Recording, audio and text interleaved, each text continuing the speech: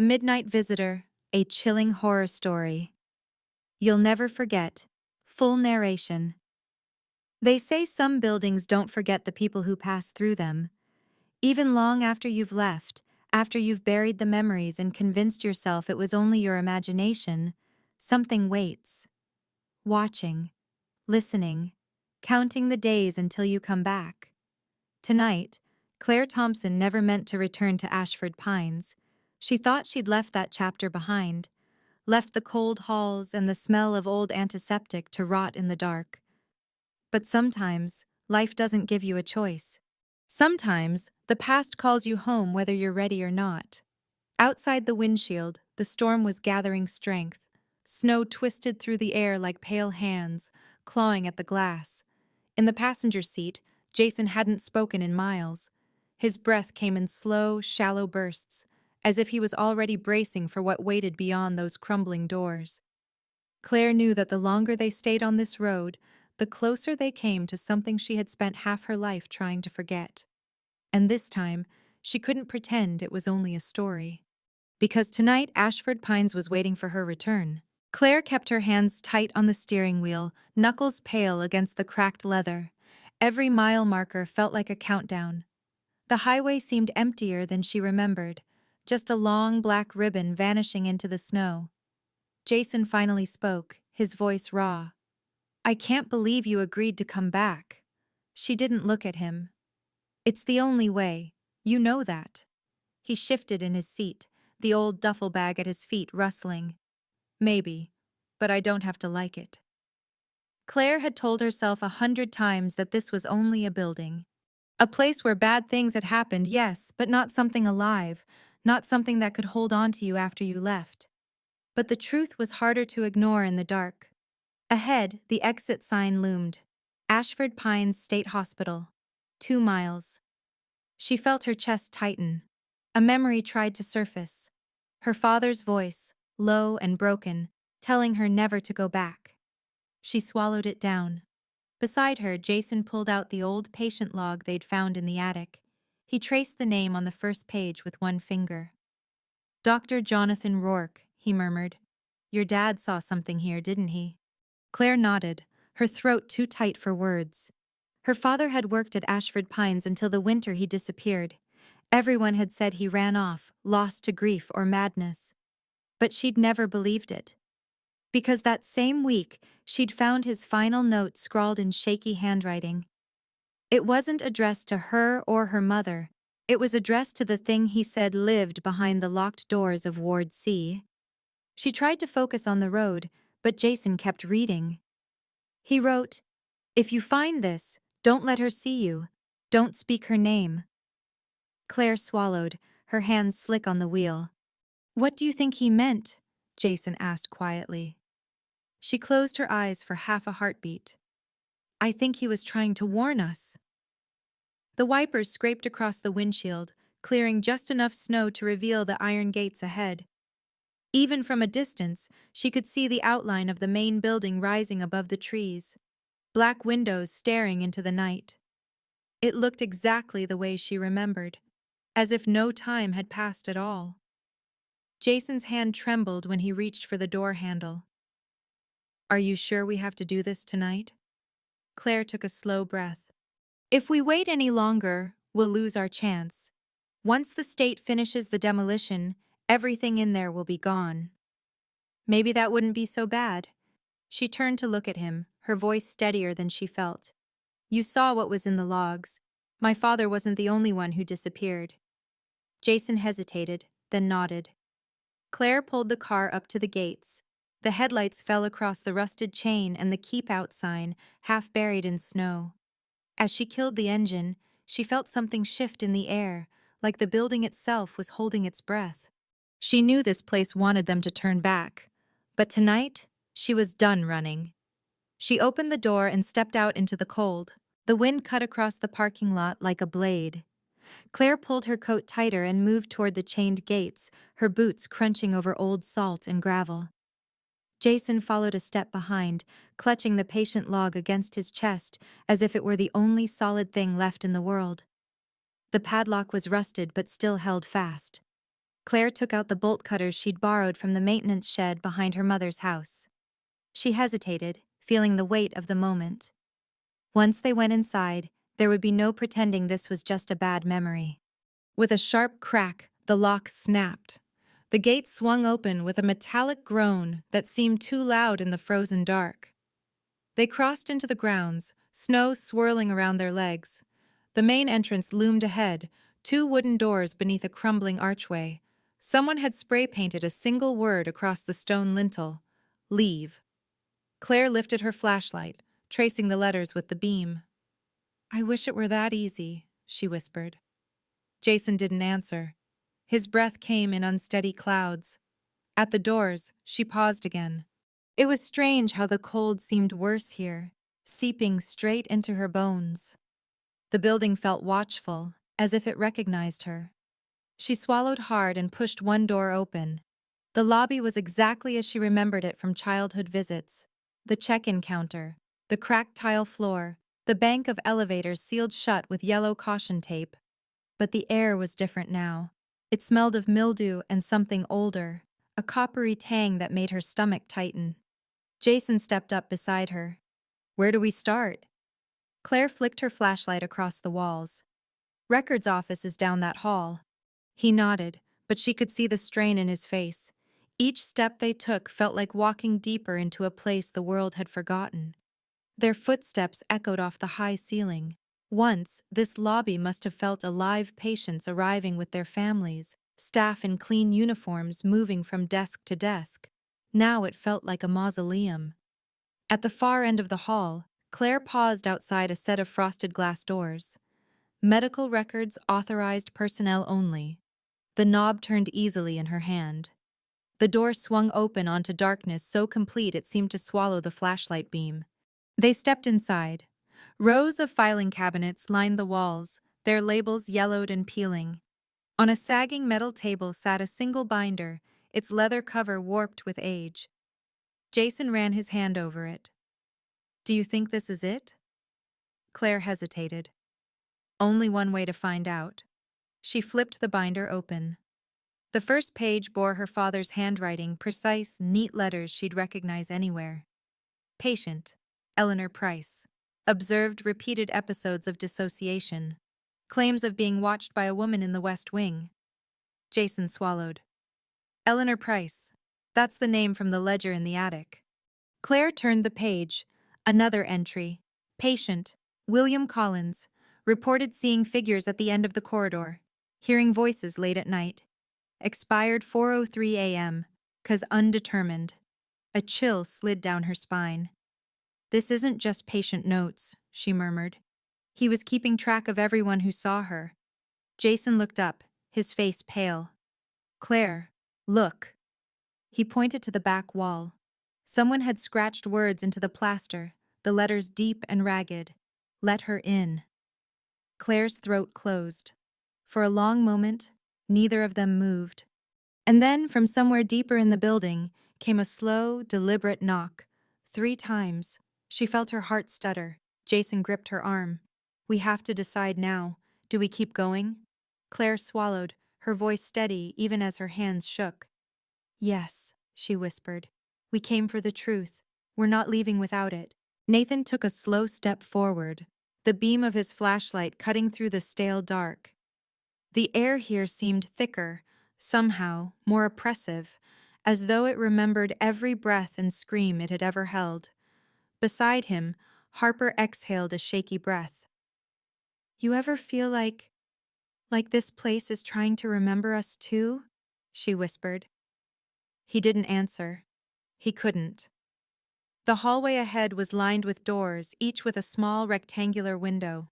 Frost had crept across the glass from inside, as if the cold was leaking out of the rooms themselves. A sign bolted to the wall read, "Patient Records, Archive 2. "This is it," Nathan murmured. He tried to keep his voice steady, but the words came out thin, almost childlike. He reached for the handle and felt a shiver crawl up his wrist. The metal was freezing, far colder than the air around them. When the door creaked open, a blast of air rushed out. carrying the dry, metallic scent of old paper and something sour underneath, like rot that had been hidden too long. Rows of shelves stretched into the dark, each stacked with boxes and binders, their labels yellowed with age. Harper swallowed audibly. God, how many lives are locked away in here? Nathan didn't respond. He stepped past the threshold, shining the light over file boxes marked in heavy black letters. 1982, 1984, 1985, 1987, 1988, 1990. The names on the folders blurred together as he walked by, dozens, hundreds of them. And though he didn't want to admit it, he was looking for his father's handwriting. The neat, precise script that had once labeled the charts he'd brought home late at night. The same charts Nathan had seen him studying for hours, as if he hoped the answers were hidden between the lines. Harper followed a step behind. Your dad really worked here all those years? He never wanted to talk about it, Nathan said quietly. Just that it was hard. But it wasn't the patience that changed him. It was this place. A folder on the middle shelf caught his eye, its label half torn, the tab stained with something dark. He pulled it free, the cardboard soft with damp. Inside, a single Polaroid photograph lay on top of the papers. A woman in a hospital gown standing beside a bed. Her hair fell over her face like a curtain. Even in the flat light of the photo, he felt his stomach turn. Harper leaned closer. Is that her? He didn't want to answer. He didn't want to believe. But the memory of his dream of that same silhouette at the end of his childhood hallway rushed back in a wave of cold. Yes, he whispered. It's her. He turned the photograph over, scrawled across the back in that familiar hand. Do not acknowledge. Do not speak. Harper's voice cracked. Nathan, we should leave. Now. But he couldn't look away from the picture. For a second he imagined the woman's head lifting, her face emerging from the veil of hair. The thought alone made his heart hammer against his ribs. He shoved the photo back into the folder, trying to control his breathing. We need proof, he said. If we don't bring something out, no one will ever believe this. Harper didn't argue, but she backed closer to the doorway, her eyes darting to the dark corners of the archive. Nathan reached for another folder, and another after that, each one heavier than the last. Every record he opened felt like peeling back a layer of the building's history and finding rot underneath. Outside the door, a draft stirred, ruffling the edges of the folders. The motion was so small he almost ignored it. Almost. But then he heard it. Faint. Rhythmic. Like footsteps sliding along the tile. His blood went cold. Harper, he said, voice hoarse. Close the door. She hesitated. Now. And as she moved to obey, something in the darkness took a single deliberate step closer. The door clicked shut, and for a few precious seconds, the silence returned. Nathan pressed the folders against his chest, trying to steady the drumming in his ears. Harper swallowed hard. What did you hear? Footsteps, he whispered. Coming up the hall. Her eyes flicked toward the door, as though she expected it to burst open any moment. How can something that isn't alive make a sound like that? Nathan didn't answer. He couldn't pretend to know. All he knew was that the noise had sounded deliberate, like someone was announcing their approach, step by step. He set the folders on a nearby table, hands trembling. In the dim glow of the flashlight, he spread them open. Inside were reports with his father's signature, page after page of notes about patients who all shared the same final entry. Visual disturbances, recurrent dreams, whispering in empty rooms. Each record ended with a red stamp across the bottom line. No resolution. Harper's hand went to her mouth. It's all here. Every name. Nathan nodded, scanning line after line, searching for the one detail that might explain why this had started, why it had chosen his family. He flipped to the last folder in the stack. The file was thinner than the rest, as if it had been deliberately stripped down to the essentials. On the inside cover, In bold block letters was a single name: Nathan James Gray. He felt the world tilt. The room seemed to shrink around him. Harper reached out, her voice unsteady. I know. He turned the first page. The date at the top was from when he'd been 9 years old, the night he'd seen her in the doorway of his room. He hadn't thought anyone believed him, but here it was, his father's notes, written in a careful, clinical hand. Subject reports nocturnal hallucinations. Claims figure stands at end of bed. Describes sensation of pressure in chest. Inability to speak. He felt bile rise in his throat. The words blurred as tears stung his eyes. "Why didn't he tell me?" he rasped. Harper was quiet for a long moment. "Maybe he thought if he didn't talk about it, it couldn't hurt you again."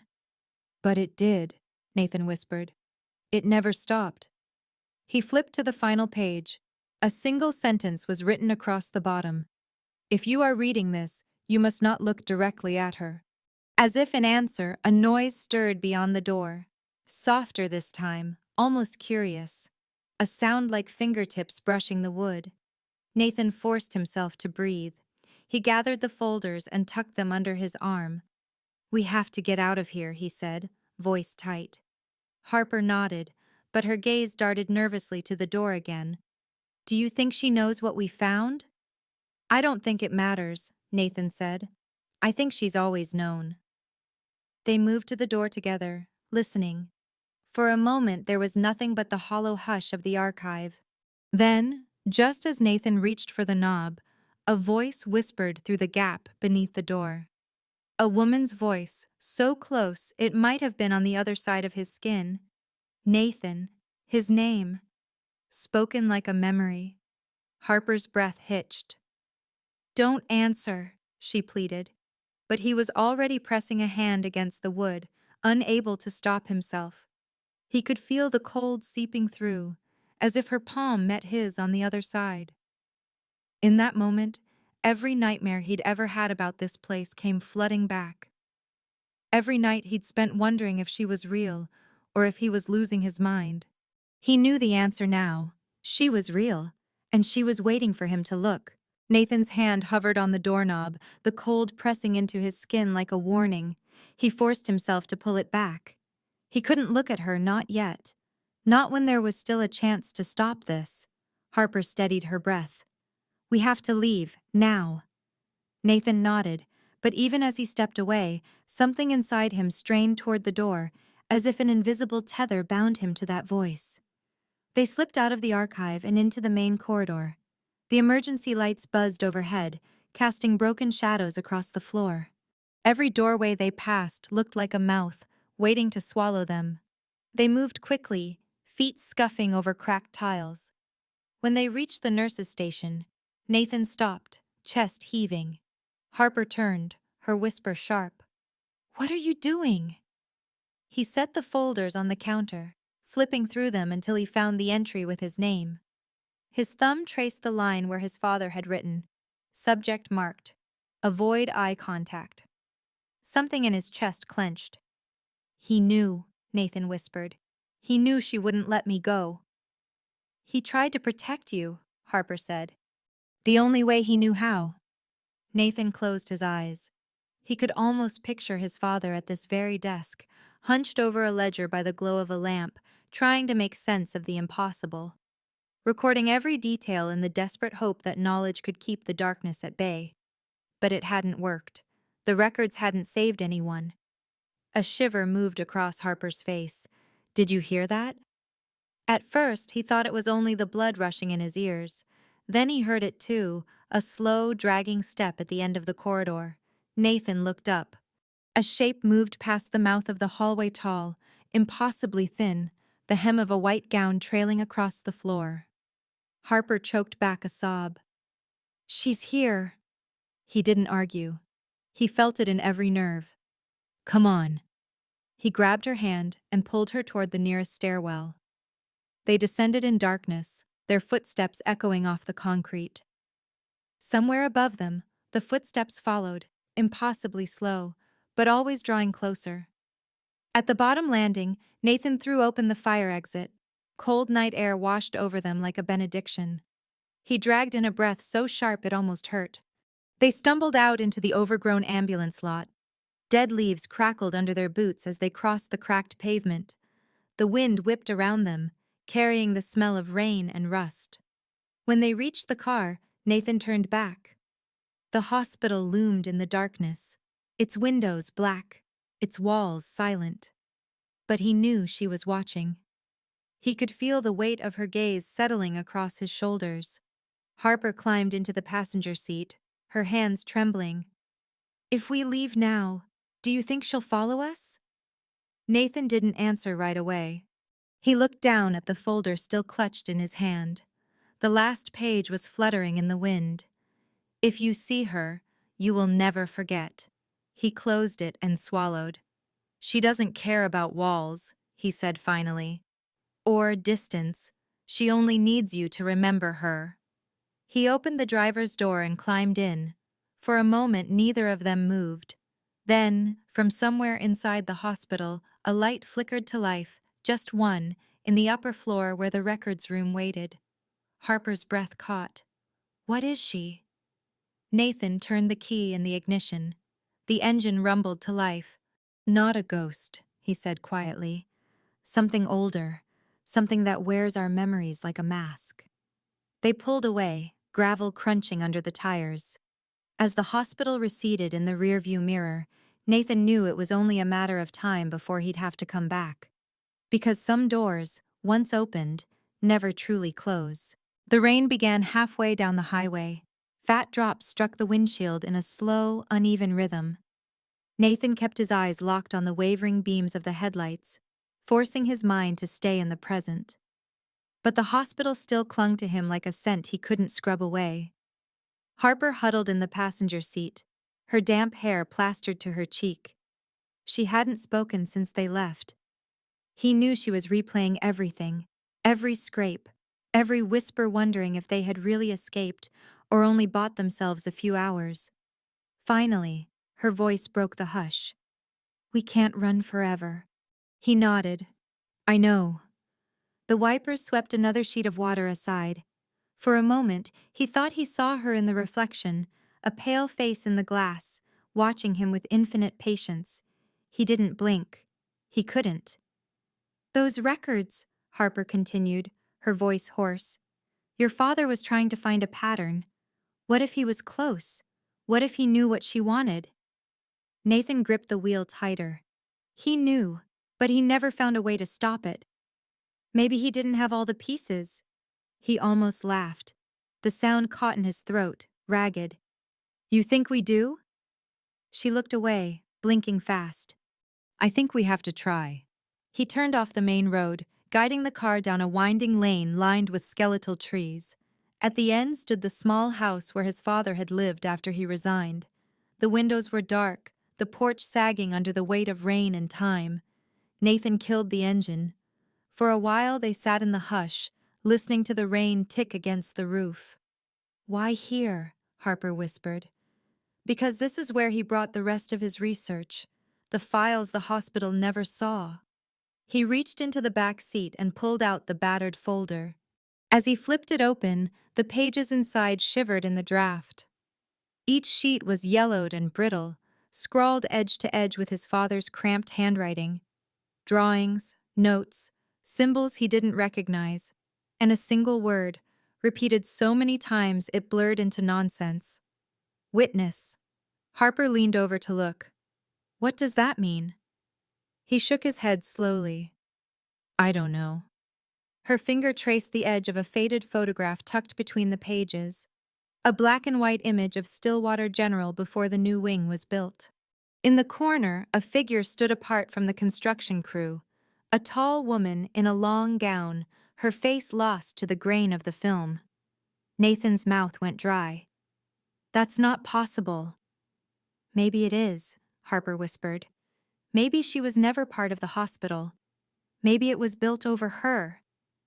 Lightning split the sky, briefly illuminating the entire interior of the car. In that flash, He saw the shape again, this time crouched beside the porch, watching them through the rain. He didn't tell Harper. He couldn't find the words. Instead, he turned the photo over. On the back, in his father's unmistakable hand, a single sentence was written. "You are never alone once you see her." Harper shivered. "We should burn it," she said. "All of it." Nathan shook his head. "It won't matter. She isn't bound to paper." "Then what is she bound to?" He didn't answer, because he knew the truth. She was bound to memory, to the moment you believed she was real. His voice came out raw. "If we want to end this, we have to go back. We have to see it through." Harper closed her eyes. When she opened them again, something like resolve flickered behind the fear. "Then we go back," she whispered. Nathan didn't look away from the window, where the darkness had swallowed the shape again. "Yes," he said quietly. "Tomorrow." But in his heart, he knew she was already with them, following wherever they went. Because some witnesses never get to look away. Morning never truly arrived.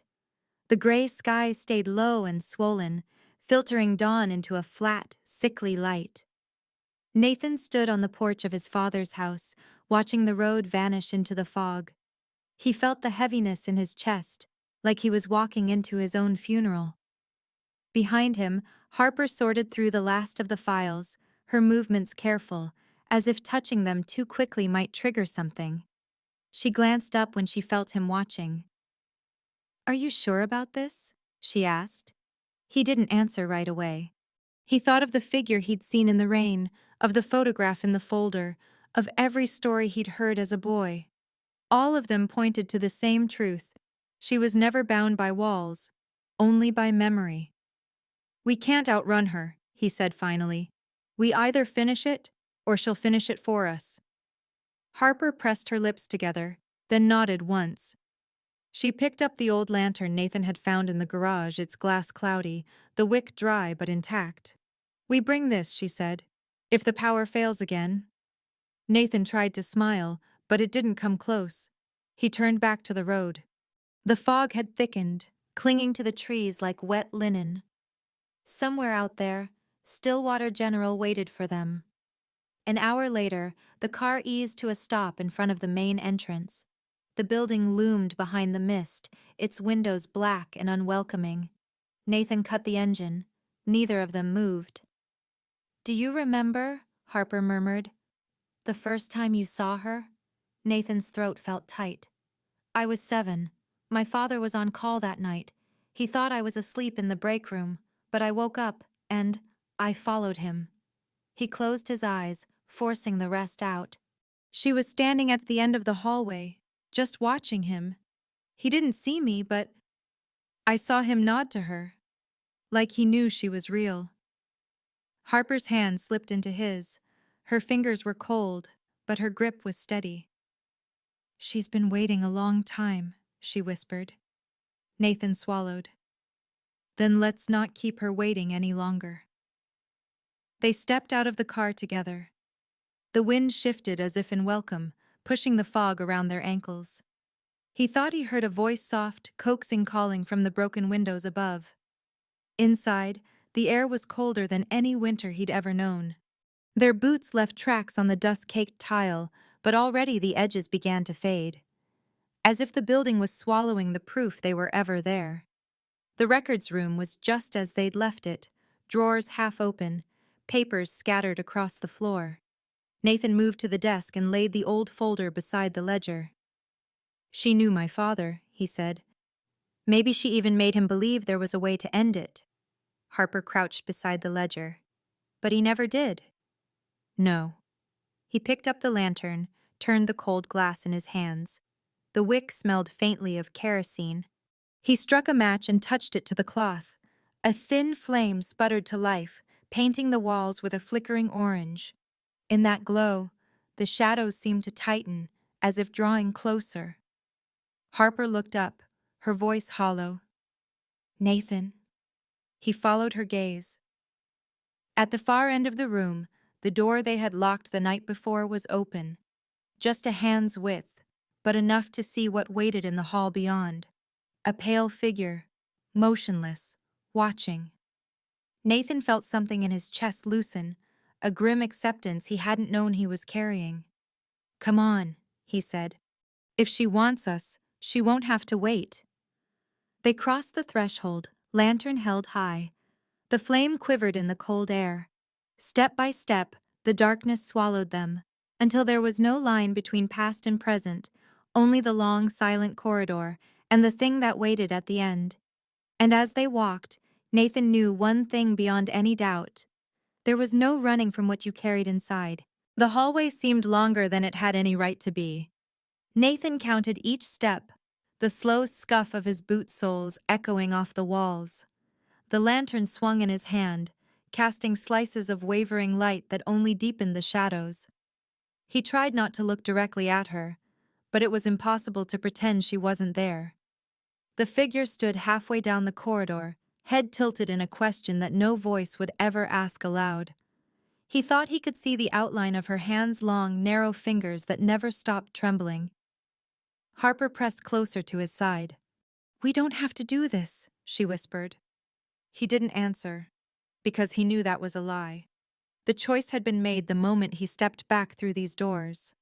At the halfway point, the figure moved. A slow, gliding step forward, so smooth it felt more like floating. The lantern flame wavered as if trying to shrink away.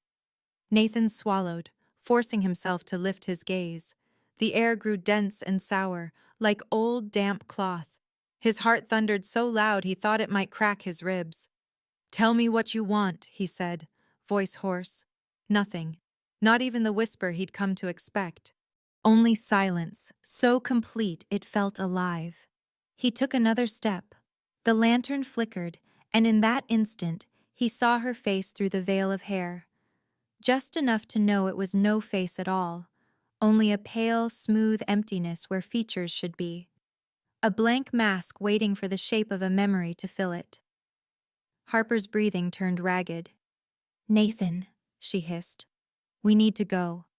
"No," he said softly. "We finish it here." The figure raised one arm palm open, as if inviting him closer.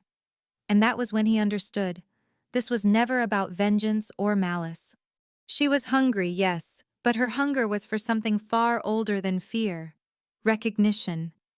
He tightened his grip on the lantern. "I see you," he said. The words seemed to echo off the walls, each syllable a thread weaving between them. The figure stopped moving. For a moment, the darkness behind her shifted, rippling like water disturbed by a submerged shape. Harper reached out, fingers digging into his sleeve. "Nathan, please." He turned to look at her. Her eyes were wet, bright with everything they'd never said to each other. "If we run now, she'll follow us forever." Her lips parted in protest, but then she nodded. The smallest motion, but it was enough. He faced the figure again. The air pressed in tighter, cold enough to burn. He could feel her watching him, not with eyes, but with something deeper. The same way a flame consumes everything it touches. Slowly, he lifted the lantern higher. "If you want to be remembered," he whispered, "you'll have it." The figure shuddered, just once, and the lantern flame blazed up, impossibly bright. The cold shrank back, driven into the walls. For an instant, the entire hallway was filled with white light. Nathan saw everything. The long ward lined with empty beds, the faces of patients who had died here. His father, standing alone in the dark, clutching the ledger to his chest as if it were a shield. And her, always her at the end of every story, every memory, waiting to be seen. The flame guttered and died.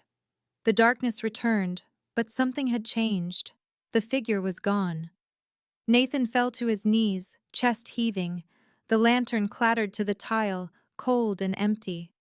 Harper crouched beside him, wrapping her arms around his shoulders. Neither of them spoke. There was nothing left to say. For the first time since he was a boy, Nathan felt something close to peace. Outside, the wind shifted. Somewhere in the depths of the hospital, a door clicked closed, as though the building itself was exhaling a long-held breath. He rested his forehead against Harper's. "It's over," he whispered. But in the back of his mind, a single thought took root, a quiet, undeniable certainty. Some doors can be shut, but the memory of opening them never really leaves. They stayed there for a long time, crouched in the darkness, listening for any trace of her return. But no whisper came, no footsteps, only the hush of an old building settling around them, as if it too were exhausted. Nathan finally stood, feeling every year he'd carried the burden of this place. He picked up the cold lantern and turned toward the records room at the end of the corridor. The door was still ajar from when they'd first fled, a wedge of shadow cutting across the floor. "Are you sure?" Harper asked softly. He nodded. "If there's anything left to understand, it's in that ledger." Together, they stepped inside. The air was heavy with the smell of old paper and something sweeter like dried flowers gone to rot. The beam of his flashlight swept the shelves, catching the edges of hundreds of patient files. It felt almost obscene, all these lives reduced to folders gathering dust. The ledger lay open on the desk, exactly where he'd left it, as if no time had passed at all. He reached out with a hand that wouldn't quite stop shaking. His fingertips brushed the brittle leather cover, and a memory rose so clear it nearly knocked the breath from his lungs.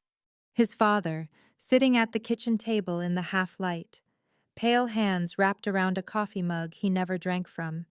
The ledger lying between them like a confession neither one knew how to voice. "If you ever see her," his father had whispered, voice splintering, "don't look. Whatever you do, don't look." Nathan swallowed the ache in his throat and turned the last page. The writing there was rushed, the ink smudged as though the pen had slipped in a trembling hand. "If you are reading this, it means she has found you. I am sorry. I thought recording it would be enough to name her, to witness her. But she does not want a witness. She wants an invitation." A chill skittered up his spine. Harper leaned closer, reading over his shoulder. "I have tried to forget her. I have burned everything I wrote. It did not matter. She does not live in the records. She lives in memory." Nathan's vision blurred, the words swimming. "I am leaving this ledger not as a guide but as a warning. There is no way to banish her. No way to end her." His hand tightened on the edge of the desk. "If you let her in, she will not take your life. She will take your certainty. She will hollow you out until you are nothing but the echo of her hunger." The last line was the smallest, almost an afterthought. "She will make you remember." Nathan closed the book with a trembling exhale. Silence filled the space between them, heavy and final. Harper touched his wrist. "It wasn't your fault," she whispered. He wanted to believe her. God, he did. But in that moment, he understood the truth his father had tried so hard to hide. Once you knew she existed, once you truly saw her, some part of you belonged to her forever. The darkness shifted around them. A draft curled past his cheek, carrying the barest suggestion of a voice. "Nathan." His heart lurched. He turned, but there was nothing behind them, only the empty doorway and the darkness beyond. Harper swallowed hard. "Is it her?" "I don't know," he whispered. "I don't think she ever really leaves." For a moment, neither of them moved. Then he set the ledger back on the desk, the cracked leather warm from his hands. "We can't stay here," he said. Harper nodded, though her eyes were full of the same dread that pressed against his ribs. "But even if we leave," he finished for her, voice low, "she'll follow." They stepped out of the records room together. The door swung shut behind them with a click that echoed all the way down the hall. It sounded somehow like the closing of a story he wished he'd never started. But he knew better. Some stories don't end. They only wait for someone new to read the first page. They left the records room behind them, though it felt less like escaping and more like stepping into the hollow place she'd left behind. The corridor was empty, the air too still, as though the hospital itself was holding its breath. Nathan led the way, one hand braced against the wall to steady himself. Harper followed close, the flashlight gripped tight in her fist. Neither of them spoke, Words felt too small, too fragile to contain the weight of what they'd seen. At the end of the hall, they reached the main lobby. The windows were pale with the first gray light of dawn. The snow had finally stopped. Through the glass, Nathan could see the footprints they'd left hours ago, 2 sets going in. No others. For a moment, he let himself believe it was over. Then something shifted behind him. Just a breath of cold, a hush of fabric brushing the floor. He turned, and there she was, standing at the mouth of the corridor, the woman in the white gown. Her hair hung over her face in a pale curtain. One hand lifted, palm open, as though in offering. The air around her seemed to ripple, as if the hospital's walls were bending toward her. Nathan felt the ledger's last words pressing against his heart. "She will make you remember." Harper's voice was a whisper, thin and desperate. "Don't look." But he already was. And in that instant he saw everything. He saw the night his father had first brought the ledger home. The way he'd sat alone at the kitchen table, writing down every detail he could recall, trying to pin her to the page, to make her smaller by naming her. He saw himself as a boy, standing at the foot of the stairs, listening to his father weep into the darkness. He saw the shape in the pines, the one that had watched him and Rachel from the edge of the yard. And he understood finally that it had never mattered whether they believed in her. She believed in them. She always had. His breath came ragged. He lifted a hand, though he didn't remember deciding to. The woman tilted her head, almost curious. Harper stepped between them, her voice cracking. "Nathan, look at me, please." For a heartbeat, he couldn't. He felt the cold in every part of him, seeping deeper than any winter ever could. A cold that wasn't just absence of heat, but absence of hope. Then Harper's hand found his, warm and alive, and he remembered. He remembered that he wasn't alone. Slowly, he turned his gaze away. The woman did not move. But in the moment their eyes broke, the cold loosened, just enough to let him breathe again. Nathan swallowed, voice hoarse. "We have to go." Harper nodded, her face pale but resolute. Together, they backed away from the figure in the hall. She didn't follow. She only watched, hands still lifted, as if waiting for them to change their minds. At the door, Nathan paused. He knew that if he looked back, he would see her again, and part of him would stay here forever. So he didn't look. They stepped outside. The air was so cold it burned his lungs, but it was clean, real.